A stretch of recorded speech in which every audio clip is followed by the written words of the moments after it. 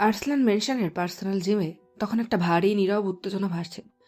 ঘরের চারকোণ জুড়ে পুরুষদের ঘাম, ক্লান্তি আর শক্তির গন্ধ ছড়িয়ে আছে। পাঞ্চিং ব্যাগে আঘাতের শব্দে দেয়াল কেঁপে উঠছে, ঘামের ফোঁটাগুলো মেঝেতে পড়ছে একটার পর একটা, আর প্রতিটি ফোঁটা যেন কায়নের বুকের গভীর থেকে বেরিয়ে আসা অস্থিরতা। এমির হাস্যরসের স্বভাব অনুযায়ী সেই ভারী পরিবেশটাকে হালকা করার চেষ্টা করছে, তবুও কায়নের মুখের ছায়া তাকে কিছুটা বিচলিত করে তুলছে। সে মুখে রসিকতা আনার চেষ্টা করল। আইদিন ব্রো, শুনলে পুরো ইস্তাম্বুলের ইনস্টাগ্রাম সার্ভার ডাউন হয়ে ক্র্যাশ হয়ে গেছে। এমিরের কথায় একদিন ঘাটটা হালকা কাত করে বিরক্ত স্বরে বলল, হ্যাঁ রে, জানি তো। আমার তো স্পষ্ট কিছু কষ্টদায়ক ছিল। এই 2 দিনে প্রায় 12 কোটি লস গেল আবার। কথাগুলোর ভার কায়নের কানে পৌঁছলেও যেন সে কিছুই শুনছে না। তার চোখে শুধু একরকম যন্ত্রণার ঝড়। মুষ্টিবদ্ধ হাত আঘাত করছে পাঞ্চিং ব্যাগে এমন তীব্রতায় যেন ভেতরের আগুনটা সেই আঘাতেই নিভাতে চায়। এমির হালকা হাসল, চোখে দুষ্টু ঝিলিক নিয়ে ওয়েট রাখতে রাখতে বলল, 12 কোটির জন্য তুমি মন খারাপ করা মানুষ না। আসল কথা হলো, তোমার অনলাইন গার্লফ্রেন্ডগুলোর সঙ্গে তুমি ডিসকানেক্টেড কি, তাই তো? এমিরের কথা শেষ হতেই নিকোলাই ট্রেডমিলে পা চালাতে চালাতে বলে ওঠে, তোদের কি সব কথা চেয়ে দিয়ে শুরু আর মেয়েতেই শেষ হয়? আর কি চেঞ্জ হবি না? এমির কিছু বলার আগেই নিকোলাইয়ের কথায় আইদিন বাঁকা হাসি দিয়ে বলল। We love girls. কথাটা শেষ হতেই নিকোলাই এক দীর্ঘ নিঃশ্বাস ফেলে মাথা ঝাঁকালো, এরপর বলে উঠল। রাস্কেলস। এর মধ্যে হঠাৎই এক প্রচণ্ড পাঞ্চিংয়ের শব্দ, ধাতব প্রতিধ্বনি পুরো থাই গ্লাস কাঁপিয়ে দিল, যেন কাচের ভেতরে দম বন্ধ হয়ে থাকা কেউ চিৎকার করে উঠেছে। সবাই থমকে তাকিয়ে রইল সেদিকে। কারণ দাঁড়িয়ে আছে পাঞ্চিং ব্যাগের সামনে। তার শরীরে ঝরছে ঘাম, নিঃশ্বাস গাঢ় হয়ে উঠছে, হাতের ঘুষিতে যেন ভাঙতে চাইছে নিজের ভেতরের সব কিছু। কোন এক না বলা যন্ত্রণা, বুকের ভেতরে জ্বলে থাকা রাগ, যা সে নিজেও জানে না, যা কথায় প্রকাশ করা সম্ভব না। তার চেহারায় কঠিন এক বিষাদ, যেন চোখের গভীরে আগুন, মুখের রেখায় ধ্বংস। সে মারছে একটার পর একটা, এমনভাবে যেন ব্যাগটা কোনো মানুষ, তার প্রতি তার ঘৃণা আর আকাঙ্ক্ষা একসাথে জমে উঠেছে। আইদিন এই দৃশ্য দেখে এখন আর হাসল না, বরং চোখের পাতা ফেলে বলল, something happened, I am sure. এমিরও কায়নের দিকে একইভাবে তাকিয়ে তার পাঞ্চিং লক্ষ্য করছে। নিকো ভাই, কোনো বক্সিং ম্যাচ থাকলে কল অফ করে দিও, নইলে রিভাল মেম্বারকে মরতে হবে ফার্স্ট রাউন্ডেই। নিকোলাই তো আগেই বুঝেছিল কিছু হয়েছে। নিকোলাই তখন নিঃশব্দে তাকিয়েছিল কায়নের দিকে। তার নিজের চোখে একটা ভারী চিন্তা, কারণ সে জানে এর রাগের পেছনে কেবল রাগ নেই, যা কায়নের মাথা থেকে কিছুতেই মুছতে চাইছে না। এক দীর্ঘ নিঃশ্বাস ছেড়ে বলে উঠল, না, কোনো ম্যাচ নেই। এর মধ্যেই থাই গ্লাসের ওপাশ থেকে ভেসে উঠল বিকেলের মিষ্টি আলোয় ফ্রন্টিয়ার্ডে 5টা মেয়ের হাসাহাসির দৃশ্য। তিনজনেই তাকিয়ে পড়ল সেদিকে। এমির তো এই দৃশ্য দেখে বলেই ফেলল, আমার তো আজকাল আমার মেনশনের ভিউ দেখতে সব থেকে বেস্ট লাগে। আগে মেনশনে থাকতে চাইতাম না, আর এখন বাইরে বেরোতে চাই না। পাশ থেকে একদিনও বলে উঠল, এমন তোদের ম্যানশনের একটা রুম রেন্ট দিবে আমায়? আমার গাড়ি আর আমার পা শুধু এদিকেই পা বাড়ায় আজকাল। না, তোমার জন্য তো মোটেই কোনো রুম নেই। আজকাল তো নিজের রেস্টুরেন্ট যাওয়াও বন্ধ করে দিয়েছো। এসব হাসাহাসির মাঝেই নিকোলাইয়ের চোখ থেমে যায় জারিয়ার উপর। তার প্রাণখোলা হাসি দেখে যেন মুহূর্তেই নিঃশ্বাস থেমে যায় নিকোলাইয়ের। তার চোখে নরম আলো। ও বউ, তুমি কেন হাসো এরকম? আমি তো পাগল হয়ে যাব। নিকোলাই কথা শেষ হতেই আইদিন বলে উঠল। তোর বউ জানে তুই তাকে বউ ভাবিস? নিকোলাই থাই গ্লাস দিয়ে বাইরের দিকে দৃষ্টি রেখেই বলে উঠল, আভাস দিয়ে এসেছি। ভালোই ভালোই মানলে তার জন্যই ভালো, নইলে নিকোলাই রুশো মোড় দেখাতে বাধ্য হব। কথাটা শুনতেই এমির আর আইদিনের মুখ হা হয়ে গেল। তুমি বলেও ফেলেছো? কবে কবে করলে এই কাজ নিকো ব্রো? এমনিতেই এক বাস্টার্ডের দেওয়া রিং হাতের আঙ্গুলে ঝুলিয়ে রেখেছে, যা দেখে আমার রক্ত চলাচল বন্ধ হয়ে যায়। তার উপর যদি এখন না বলি, তাহলে আমার নেক্সট জেনারেশন কোথা থেকে আসবে? এদের কথার মাঝে পাঞ্চিং ব্যাগের শব্দ বন্ধ হয়ে গেল। হঠাৎ তাদের চোখ পড়ল কায়ন হাতের গ্লাভস খুলতে খুলতে থাই গ্লাসের দিকে এগিয়ে যাচ্ছে। পরনের কালো ট্রাউজার আর কালো স্যান্ডো গেঞ্জি যেন তার কৃত্রিম উজ্জ্বল শরীরে জেল্লা বাড়িয়ে দিচ্ছে। উকি মারছে নানা ট্যাটু, শরীর বেয়ে ঘাম ঝরছে, ভারী নিঃশ্বাস ফেলছে বারবার, কিন্তু চোখের দৃষ্টি আটকে আছে থাই গ্লাসের বাইরে, ওই প্রাণচঞ্চল্য মেয়েদের হাসাহাসির উপর। তার পা থেমে গেল গ্লাসের একদম সামনে এসে। ওই হাসি যেন তাকে ভেতর থেকে পুড়িয়ে দিচ্ছে। পেছনে দাঁড়িয়ে এমির, আইদিন, নিকোলাই সবাই নিঃশব্দে তাকিয়ে আছে তার দিকে। আইদিনের মনে এক অদ্ভুত সন্দেহ জাগে, চোখে গভীর দৃষ্টি, গলায় নিঃশব্দ নিশ্চয়তা। আই থিঙ্ক কায়ান যে ডিস্টার্বের মধ্য দিয়ে যাচ্ছে তার রিজন ওই বাইরের দৃশ্যর মধ্যেই রয়েছে। আইদিনের কথায় নিকোলাই জবাব দিল। I also think the same. এমির কিছু না বুঝতে পেরে বলে উঠল। মানে? এর মধ্যেই থাই গ্লাসের পাশ থেকে গম্ভীর কণ্ঠ ভেসে আসলো তাদের কানে। কথাটা শুনতেই তিনজনের চোখ বড় হয়ে গেল, কারণ জানে কায়ানের সামনে আজকে যে বক্সিং রিংয়ে আসবে তার রক্ষা নেই, কারণ তার ভেতরের রাগ ক্ষোভ সবাই ম্যাচের রাইভাল মেম্বারের উপর বের করবে। অন্যদিকে বাইরে ফ্রন্টিয়ারে বসে রয়েছে খুশবু, মাহিয়া, জারিয়া, রিদিয়া, জিনিয়া। তাদের মধ্যে কি নিয়ে যেন হাসাহাসি চলছে। জান্টুস, আমাদের নিয়ে একটু ঘুরতে চলো না। এই 2 দিন ধরে কোথাও নিয়ে যাওনি, ভালো লাগছে না। চলো না একটু। 6 দিন পর তো আঙ্কেলের বিয়ে, তারপর তো আমরা দেশে চলে যাব, আর হয়তো কবে আসবো ঠিক নেই। হঠাৎ জিনিয়া খুশবুর কাছে এসে এক আবদার করে বসলো। সঙ্গে সঙ্গে হৃদয়ও বলে উঠল। হ্যাঁ হ্যাঁ জান্টুস, ছুটুন্নি ঠিক বলছে, চলো না আমাদের নিয়ে। ইস্তানবুলের সৌন্দর্য তো দেখাই হলো না। এদের এত জোর জবরদস্তি দেখে খুশবু হাসতে হাসতে বলল। আচ্ছা, আজ তো বিকেল হয়ে গেছে, কালকে তো পার্টি তোদের, আমি পরশুদিন ঘুরতে নিয়ে যাব। এর মধ্যে জারিয়া একদিকে তাকিয়ে বলল। খুশবু, ওই কালো গ্লাসে ঢাকা ওই রুম থেকে আমাদের কেউ দেখছে মনে হচ্ছে। আরে ওটা তো ব্রোদের জিম রুম, আর ওরা তো এখন ম্যানশনেই রয়েছে, হয়তো ওরাই হবে। সবাই কিছুটা স্বস্তি পেলেও হৃদয়ার মন শান্ত হলো না। হৃদয় একটু ইতস্তত করলো, কারণ এই 2 দিন না তো সে কায়ানের সামনে গেছে, না তো কায়ান ওর সামনে এসেছে।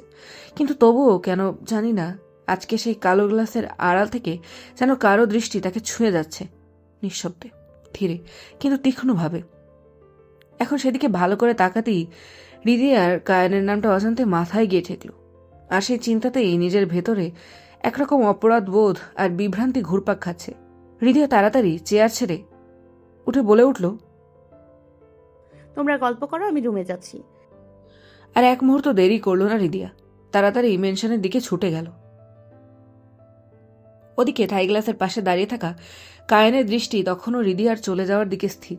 একটা অদ্ভুত অস্থিরতা, এক অজানা টান, আবার তার সঙ্গে জ্বলে উঠছে এমন এক ক্রোধ যার কারণ সে নিজেই বোঝে না।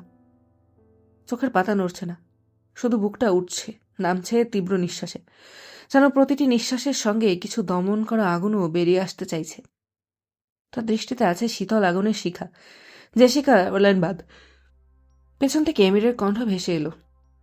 আচ্ছা, পরিদের নজর এদিকে কেন? তারা কি বুঝে গেছে আমরা তাদের দেখছি?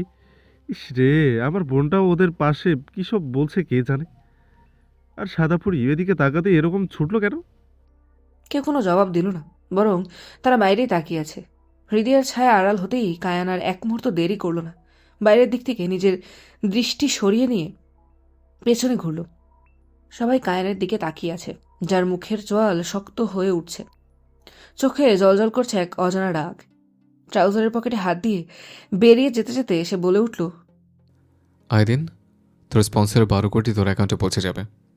কায়ান চলে যেতে যাবে তখন আবারও দাঁড়িয়ে পেছন ফিরে নিকোলের উদ্দেশ্যে বলল। একটু পর আমার রুমে আসিস। আর এক মুহূর্ত দেরি করল না কায়ান, চলে গেল। তার পিছনে জিমের বাতাসে রয়ে গেল ঘামের গন্ধ, ঘূর্ণিয়ে ওঠা উত্তাপ। কায়ানের বলা কথাটা শুনতেই আইদিন একটু অবাক হয়ে গেল। পাশ থেকে এমির বলল। কোন স্পন্সরের 12 কোটি আইদিন ব্রো? আমি তো নিজেই বুঝলাম না, তো কি বলবো। এদের কথা শুনে পাশে থাকা নিকোলাই পাঞ্চিং ব্যাগের দিকে এগিয়ে গিয়ে পাঞ্চিং ব্যাগের দিকে তাকাতেই যেন চমকে উঠল, কারণ পাঞ্চিং ব্যাগের যা অবস্থা, দ্বিতীয়বার আর তা ব্যবহার করা যাবে না। একটু পরে যখন কায়ান ওয়াশরুম থেকে ফ্রেশ হয়ে বেরোলো, চুল মুছতে মুছতে, গায়ে বাথরুম জড়ানো, তখন দেখল নিকোলাই সোফায় বসে রয়েছে। আয়নার সামনে চুল মুছতে মুছতে দাঁড়ালো, তারপর গম্ভীর কণ্ঠস্বর বলে উঠল। তোর সামনে টেবিলের উপর রাখা ল্যাপটপ একটা ভিডিও পজ করা আছে, ওটা অন কর। কায়নের কথা মতো নিকোলাই তার সামনে থাকা টেবিলের উপর রাখা ল্যাপটপটা নিজের হাতে নিয়ে ভিডিও অন করে দেখল রাস্তায় সোডিয়ামের হালকা আলোয় দেখা যাচ্ছে একটা মার্সিডিজ গাড়ি। যেই গাড়িটা গিয়ে থামলো একটা মেয়ের সামনে। মেয়েটার মুখ ব্লার করা, আর মার্সিডিজ গাড়ি থেকে নামলো এক টুপি পরা লম্বা চওড়া লোক। তার টুপির কারণে মুখটা ভালো করে বোঝা যাচ্ছে না। নিকোলাই ব্রুকুচকে বলে উঠল, এটা তো হেভেন ক্লাব রোডের CCTV footage. Kayan hair dry করতে করতে বলে উঠল, হুম। হঠাৎ এই ফুটেজ চেক করাচ্ছিস, কোনো দরকার? নিকোলাইয়ের কথা শুনে কায়ান বাঁকা হাসি দিয়ে বলল, তোর মনে হয় দরকার, না হলে কায়েন দেবীন আর্সেলান তার মূল্যবান সময় নষ্ট করবে? এই বলে সে তার ওয়াক ইন ক্লোজেট রুমে চলে গেল, যেখানে সাজানো রয়েছে formal dress section, branded suit section, luxurious shoe wall, branded watch display, accessories drawer, perfume counter, sunglass জার্ক, tie and cufflink tray, leather belt shelf. এদিকে বারবার নিকোলাই ভিডিওটা দেখছে, কিন্তু ওর মধ্যে কিছুই খুঁজে পাচ্ছে না। কায়ান ফর্মাল ড্রেস পরে চলে আসতেই নিকোলাই তার দিকে তাকিয়ে একটু কৌতূহল নিয়ে বলে উঠল, ঠিক আছে, ভিডিওতে কোনো কিছু ইম্পর্ট্যান্ট আমি তো কিছুই খুঁজে পাচ্ছি না। কায়ান নিকোলাইয়ের পাশে বসতে বসতে বলল, একদম ইম্পর্টেন্ট না, কিন্তু আমার ব্রেনে এফেক্ট পড়ছে, তাই কিছু জানতে চাই। নিকোলাই আবারও ভিডিওটার দিকে তাকিয়ে বলে উঠল। তাহলে তো এটা খুবই ইম্পর্ট্যান্ট। নিকোলাইয়ের কথা শুনতেই কায়ান একটু উচ্চস্বরে বলে উঠল, বললাম তো ইম্পর্টেন্ট না, আর যখন আমি বলেছি তার মানে ইম্পর্টেন্ট না। নিকোলাই একটু বাঁকা হাসি দিয়ে বলল, ওকে, ইম্পর্ট্যান্ট না, তাহলে ক্লোজ করে দেবো ভিডিওটা। তখন কায়ান নিজের নীলাভ চোখ রাঙিয়ে একটু গম্ভীর স্বরেই বলল। নিকো, নিকোলাই কায়ানের রাগ বুঝে একটু হেসেই বলে উঠল, ওকে ওকে, আই সারেন্ডার। এবার বল ভিডিওটা কিসের জন্য দেখাচ্ছিস? কায়ান পায়ের উপর পা রেখে সোফার সঙ্গে গা এলিয়ে সিলিংয়ের দিকে চোখ রেখে বলে উঠল, এই মার্সিডিজের নাম্বার প্লেট চেক করে বার কর ওনাকে। আর আমাদের হ্যাভেন ক্লাবের মেম্বার কিনা সেদিন মাথা ঠিক ছিল না, নইলে নিচেই মুখটা চেক করতাম। নিকোলাই এই কথা শোনা মাত্রই ভ্রু উঁচিয়ে অবাক হয়ে তাকিয়ে পড়ল আর জিজ্ঞেস করল, এই ফুটেজের ডেটটা তো মাস পার্টির দিনের ফুটেজ। ওয়েট, হঠাৎ করে নিকোলাইয়ের কিছু মনে পড়ে যায়। সঙ্গে সঙ্গে সে আবার ফুটেজ দেখতে শুরু করলো। এবার সে ফুটেজটা আগ্রহ করে খুব নিখুঁতভাবে দেখে চোখ বড় বড় করে বলে উঠল, কাই আমার খুব ভালো করে মনে আছে ভিডিওতে মেয়েটার মুখ দেখা যাচ্ছে না, কিন্তু সে ড্রেস পরা। এই সেম ড্রেস লায়লা আর আমার ছোট শালি মানে ব্রিদিয়া পরেছিল। আমি খবর পেয়েছি তুই সেদিন আগেই লায়লাকে পাঠিয়ে দিয়েছিলিস তোর ড্রাইভারের সঙ্গে। তবে এই মেয়ে কি আমার ছোট শালি? কায়ান ভ্রুকুচকে তাকিয়ে বলে উঠল, তো কি মেয়ে কে দেখতে বলেছে? যে কাজ দিয়েছে সেটা কর as soon as possible. Something is very fishy Kai. মাস পার্টি থেকে নোটিস করছি something strange. Something happened with you Kai. আমি তোর বডিগার্ড পরে, আগে আমি তোর friend, and you need to tell me. Kayan এক দীর্ঘ নিঃশ্বাস ছেড়ে সোফা থেকে উঠে একটা চুরুট ধরিয়ে রুমের জানলার পাশে গিয়ে দাঁড়িয়ে ধোঁয়া ছাড়তে ছাড়তে বলে উঠল, Someone messing with my head. Not only my head, even my body parts. Kayan আবার ধোঁয়া ছেড়ে নিজের উপর রাগ রেখে হেসে বলে উঠল, Did you believe I got hurt? এই প্রথম কোনো মেয়ের জন্য? And I just hate it. And I hate myself also. I love Laila, but I got hurt for someone else. Oh God. I feel like I'm a fucking bastard. কায়ানের বলা একটা শব্দ যেন নিকোলাইয়ের পায়ের নিচ থেকে মাটি সরিয়ে দিয়েছে। সে বিস্মিত হয়ে বলে উঠল, হোয়াট? সন্ধ্যার সময় ড্রয়িং রুমে বসে আছে নিশাত বেগম আর জাহানারা বেগম। হঠাৎ মেনশনে এসে হাজির হলো লায়লা আর তার ভাই রোশন। তাদের পেছনে দুটো স্টাফ, যাদের হাতে অনেকগুলো প্যাকেট। তাদের দেখতেই এগিয়ে এলো নিশাত বেগম। নিশাত বেগম লায়লা আর রোশনকে দেখে একগাল হাসি দিয়ে বললেন, রোশন, আশকারা থেকে কখন ফিরলি? তোর মা তো জানালো না? রোশন নিশাত বেগমকে একটু জড়িয়ে বলে উঠল, বিকেলেই এসেছি আন্টি, আমি নিজেই আসবো, তাই মামা হয়তো বলেনি। লায়লা গাল হাসি নিয়ে নিশাত বেগম আর জাহানারা বেগমকে সালাম দিয়ে সোফায় গিয়ে বসল। সঙ্গে বসলো রোশন। তারপরেই লায়লা জাহানারা বেগমের উদ্দেশ্যে বলে উঠলেন, সিস্টার রিদিয়ারা কোথায় দেখতে পাচ্ছি না যে আজ? ওরা উপরেই আছে বোন। আচ্ছা, তাহলে উপরেই যাই, ওদের সঙ্গে আজ গল্প করেই যাব। সত্যি বোন, তুমি খুব ভালো। বড় ভাই সত্যি ভাগ্য করে একটা বউ পেয়েছে। সিস্টার, তেমন কিছু না, আমার ভালো লাগে সবার সঙ্গে কথা বলতে। আমি তো সেদিন রাতে ভয় পেয়ে গেছিলাম যে আমার ছোট মেয়েটা আবার কোথায় গেল। যখন শুনলাম তোমার সঙ্গে আছে, বুকে যেন পানি ফিরে পেয়েছিলাম। জাহানারা বেগমের কথাটা শোনা মাত্র লায়লা অবাক হয়ে গেল। লায়লা মনে মনে ভাবতে লাগলো রিদিয়া তার সঙ্গে কবে আবার রাতে ছিল। লায়লা মুখে হাসি রেখেই কিন্তু মনে কৌতূহল নিয়ে জিজ্ঞেস করলো, কোন রাত সিস্টার? আরে তোমাদের ওই যে কী সব পার্টি ছিল না, কি মাছ পার্টি না ফাঁস পার্টি, মেয়েগুলো তো না বলেই গেছিল। ছোট মেয়ে বাদে সবাই তো এসে পড়েছিল। চিন্তায় আমার তো মাথা খারাপ হয়ে যাচ্ছিল। পরে শুনলাম যে ছোটটা তোমার সঙ্গে আছে আর বড় ভাই নিয়ে আসবে ওকে। জাহানারা বেগমের কথা শুনতেই যেন লায়লার মাথায় বাজ পড়ল। তার চোখ বড় বড় হয়ে গেল। আন্টি, কায়ান নিজের রুমেই নাকি অন্য কোনো রুমে? ওকে ফোনে রিচ করা যাচ্ছে না। হ্যাঁ যা, উপরেই আছে। লায়লার এক মুহূর্ত দাঁড়ালো না, সিঁড়ি বেয়ে উপরে চলে গেল। জাহানারা বেগম ভাবছেন সেদিকে তাকিয়ে, মেয়েটা এরকম উপরে চলে গেল কেন? এসব কি বলছিস গায়ে? আর ম্যাড? আর আমি যদি ভুল না হই, ওই someone Ridiya, I am right? Nikolai যেন মনে হলো একটু গর্জে উঠল কায়নের উপর, কিন্তু কায়ন কোনো জবাব দিল না, বরং চুরুটের ধোঁয়া ওড়াতে ওড়াতে বলে উঠল, ওই মার্সিডিজ ওনারের ডিটেলস চাই। এই মেয়ের সঙ্গে কী করে পরিচয়, সব ডিটেলস চাই। ওই মেয়ের যদি কোনো বাজে প্ল্যান থাকে, আইল ডিস্ট্রয় হার। ওইটুকু একটা বাচ্চা মেয়ে, তোর হাঁটুর বয়সী বয়স, তার কি বাজে প্ল্যান থাকতে পারে কায়া? নিকোলের কথাটা শোনা মাত্রই এবার কায়ান চুরুটটা অ্যাস্ট্রেতে রেখে গর্জে বলে উঠল, তুই কি জানিস না নিকো, কত মেয়ে আমার কাছে আসার চেষ্টা করেছে, কিন্তু আজ পর্যন্ত লায়লা ছাড়া আমি কোনো মেয়ের দিকে ঘুরে তাকাইনি।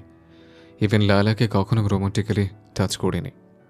তাহলে ওইটুকু মেয়ের বডি ফ্রেগ্রেন্স পেয়ে আমি টাচ করার জন্য কেন পাগল হয়ে যাচ্ছে? Did not you think it's fishy? Nikolai কিছু বলতে যাবে, তখন হঠাৎ কায়ানের দরজার রুমে কেউ নক দিল। নিকো এক দীর্ঘ নিঃশ্বাস ছেড়ে দরজা খুলতে গেল। দরজা খুলতেই দেখল সামনে লায়লা দাঁড়ানো। সে একটু স্বাভাবিক হওয়ার চেষ্টা করে বলে উঠল, হাই। লায়লার চেহারা একটু অন্যরকম হয়ে আছে, তবুও সে মৃদু হেসে ঘরে ঢুকতে ঢুকতে বলল, হ্যালো নিকো। লায়লাকে দেখা মাত্রই কায়নের ভ্রু কুঁচকে গেল। কায়ন বলল, লায়লা, তুমি এই সময়? লায়লা বা নিকোলাই দিকে তাকিয়ে পড়ল। নিকোলারে বুঝতে বাকি রইল না যে লায়লা পার্সোনালি কায়নের সঙ্গে কথা বলতে চাইছে, তাই সে আর এক মুহূর্ত দেরি করল না। তবে যাওয়ার আগে কায়নের দিকে তাকিয়ে বলল, 8টায় ম্যাচের অ্যারেঞ্জ করা হয়েছে, রেডি থাকিস। কায়ন আর একটা চুরুট ধরতে যাবে, ঠিক তখনই লায়লা নিজের মুখ স্বাভাবিক করে বলল, বেবি, তোমার ফোন কোথায়? তোমাকে রিচ করতে পারছিলাম না। চুরুট ধরিয়ে কায়ন আবারও জানলার দিকে তাকিয়ে বলল, জিম রুমে ছিলাম, ফোন রুমে ছিল বেব। হঠাৎই কায়ন অনুভব করলো লায়লার হাত কোমর জড়িয়ে ধরেছে, আর লায়লা মাথা ঠেকিয়ে দিয়েছে তার পিঠে। কায়ন একটু অস্বস্তি হলো, কিন্তু তবুও চোখ বন্ধ করে নিজেকে সামলাতে লাগলো। হঠাৎ কায়ন শুনতে পেল লায়লার কান্নার আওয়াজ। ভ্রু কুঁচকে গেল। সঙ্গে সঙ্গে লায়লার হাত ছাড়িয়ে লায়লার দিকে ফিরে বলে উঠল, কি হচ্ছে লায়লা, কান্না করছে কেন? লায়লা এত কান্না ভেজা চোখ দিয়ে কানের দিকে তাকিয়ে বলে উঠল, কায়ান, আই লাভ ইউ, আমি তোমাকে হারাতে চাই না। লায়লা তার কান্না ভেজা চোখ দিয়ে কায়নের দিকে তাকিয়ে বলল। লায়লা চোখে পানি দেখে কায়নের খুব খারাপ লাগলো আর নিজের উপর রাগ উঠল, কিন্তু তার তো জানতে হবে লায়লা কেন কাঁদছে। তাই সে লায়লার মুখে হাত দিয়ে বলল, কি হচ্ছে লায়লা, কান্না করছো কেন?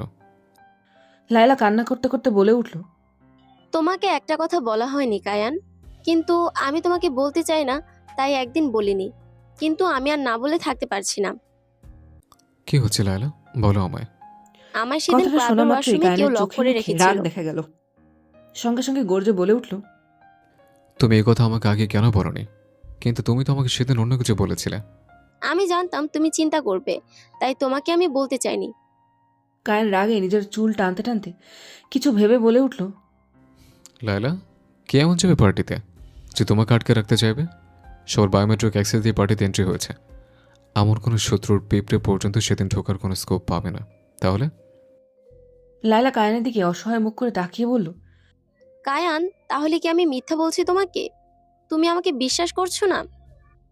কায়ান ভারী নিঃশ্বাস ফেলতে ফেলতে বলল, আমি সেটা বলতে চাইনি লায়লা। আমি বুঝতে চাইছি কি এরকম করতে পারে। একমাত্র ওয়াশরুমে কোনো সিসিটিভি ক্যামেরা নেই যেখানে আমি ফুটেজ চেক করে বের করব কে কাজ করার সাহস পেয়েছে। কায়ান, সে হয়তো ভালো করে জানে ওয়াশরুমে কোনো সিসিটিভি ক্যামেরা নেই। আর আমি শিওর সে কোনো মেয়ে ছিল, কারণ আমি মেয়েদের ফ্রেগরেন্স পেয়েছি। আর হয়তো এমন কেউ যে হয়তো আমাকে পছন্দ করে না, হয়তো আমাদের কাছের কেউই এরকম কাজটা করেছে। লায়লার কথা শুনে কায়ান লায়লার মাথায় হাত বোলাতে বোলাতে নিজের রাগকে দাঁতের ফাঁক দিয়ে বের করতে করতে বলে উঠল। ডোন্ট ওয়ারি, আইল ক্যাচ দ্যাট ব্যাচ। লায়লা কায়ানের বুকে মাথা রেখে এক বাঁকা হাসি দিয়ে কান্নার আওয়াজ করে বলে উঠল। I know baby.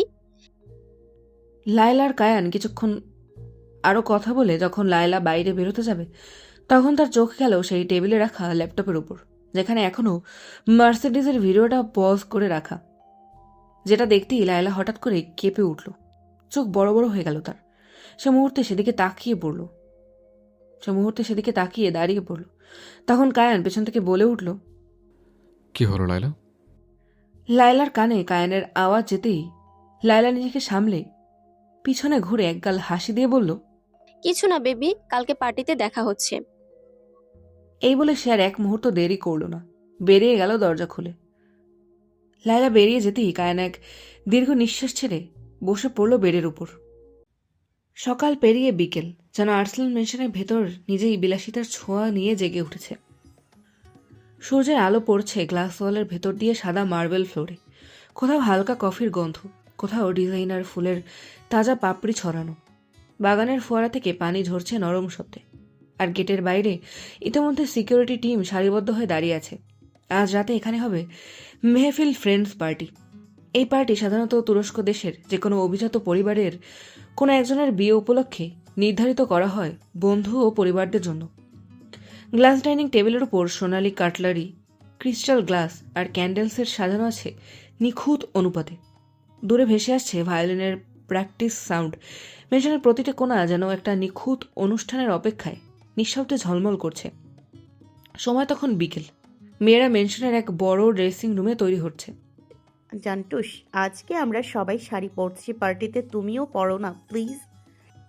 রিদিয়া খুব করে জোরাজোরি করছে খুশবুকে, কিন্তু খুশবু মুখ ফ্যাকাশে করে বলল, আমি তো আগে কখনো শাড়ি পরিনি রে, যদি খুলে যায়। তখন জারিয়া পাশ থেকে একটু হেসে বলে উঠল, আমরা তো সেদিনকে তোর জড়াজড়িতেই ওই ড্রেসগুলো পরলাম, আমরাও তো আগে কখনো পরিনি, তাহলে আজকে কেন পরবি না? আজকে আমি তোকে কসম দিলাম। খুশবু এক দীর্ঘ নিঃশ্বাস ছেড়ে বলল, ওকে বাবা, পড়ছি, যদি খুলে যায় তো দেখে নিস, তোতে মার্ডার করব। তখন রিদিয়া নিজের শাড়ি ঠিক করে হাসতে হাসতে বলল, এখনও তো পার্টি শুরু হতে অনেক দেরি আছে, তুমি চিন্তা করো না, আমি আমার আম্মুর কাছ থেকে গিয়ে অনেক সেফটি পিন নিয়ে আসছি তোমার জন্য, তোমাকে সেফটি রাখার জন্য। আমার বাবা এইসব শাড়ি টাড়ি পরতে ভালো লাগে না, কিন্তু এই রিদিটার জন্য আমারও পরতে হবে। আমরা বাঙালি, আমরা কেন সবসময় পার্টির থিম ফলো করব? বাঙালির শাড়ি সব পার্টির জন্য ভারী। জিনিয়া মুখ ভেঙচি দিয়ে বলল, এই রাগ তোর ভারী ভুড়ি, এই শাড়ি এত ভারী, আমি কি করে সামলাবো তাই ভাবছি। রিদিয়া বাইরে যেতে যেতে বলে উঠল, আরে ছুটুন্নি, আমাদের আম্মুর এক বাক্স সেফটি পিন কি করতে আছে, তারাও আমি নিয়ে আসি। এই বলে রিদিয়া বাইরে বেরিয়ে গেল। আর তার যাওয়া দেখে সবাই হেসে উঠল। জারিয়া তো হাসতে হাসতে বলে উঠল, পাগলি একটা। কায়ান মিরাজ তাড়াতাড়ি চলে এসেছে অফিস থেকে, কারণ সন্ধ্যার পরেই সব গেস্টরা আসা স্টার্ট করবে পার্টির জন্য। নিকোলাইও সঙ্গে আছে আজ। সবাই ডাইনিং স্পেসে বসে কফি খাচ্ছে। কায়ান তার ডাবল এসপ্রেসো কফি নিয়ে বসে আছে। নিকোলাইয়ের এমির খাচ্ছে আমেরিকানো। কায়ান নিকোলাইয়ের দিকে তাকিয়ে বলে উঠল, একদিনের জন্য আমাকে আঙ্কারা যেতেই হবে কালকে। একবার এই মার্কো রোমানিয়া বাস্টারটাকে সামনে দেখতে পাই, ওই লুকিয়ে থাকে বের করব। ব্লাডি আমার নিউ প্রজেক্টের পেছনে পড়ে আছে, সামনে আসার সাহস নেই, শুধু নিজের কুকুরদের পাঠাবে। নিকোলাই কফিতে চুমুক দিতে দিতে বলল, ডোন্ট ওয়ারি কায়, ওকে? একবার খুঁজে পাই আমি নিজেই সব ক্লিয়ার করব। নিকোলার কথা শুনে এমির হাসতে হাসতে বলল, আরে নিকো ব্রো, তুমি কি যে বলো ব্রো, ওসব নিয়ে চিন্তা করো না, তুমি ভালো করেই জানো। কায়ান এসপ্রেসোতে চুমুক দিতে দিতে বলল। How is your face? Kayan বাক্য সম্পূর্ণ করতে পারল না। কানের উপরের শব্দ আসতেই চোখ চলে গেল সিঁড়িতে, আর মুহূর্তেই চোখের দৃষ্টি আটকে গেল সেদিকে। বুকের ভেতর ধুকধুক করে উঠল। বুকের ধুকপুকানি এতটা জোরালো হলো যে নিজের কানেও শুনতে পাচ্ছিল। চারিপাশে যেন নিঃশব্দ হয়ে গেল তার কাছে। চোখে কেমন যেন ঝাপসা দেখতে শুরু করলো সবকিছু। শরীরে কেমন যেন ঠান্ডা স্রোত বয়ে গেল, কারণ সিঁড়ি বেয়ে নামছে রিদিয়া। তার পরনে ওয়াইন কালারের শিফনের শাড়ি। তার মেকআপহীন প্রাকৃতিক সৌন্দর্য যেন তার রূপের জেল্লা ছড়িয়ে দিচ্ছে চারিদিকে। সিঁড়ি দিয়ে নিজের লম্বা চুলগুলো খোপা করতে করতে নামছে। হাত উপরে থাকায় শাড়ির ফাঁক দিয়ে তার উন্মুক্ত ঢেউ খেলানো মেদহীন কোমর স্পষ্ট দেখা যাচ্ছিল, আর সেখানেই উঁকি মারছিল তার পেটে জড়ানো কোমর বন্ধনী, যা দেখতেই কায়ানের কাশি উঠে গেল, আর মুখের কফি ছিটকে পড়ল চারিদিকে। আর দাঁত মুখ কুচকে বলে উঠল, What the fuck is this?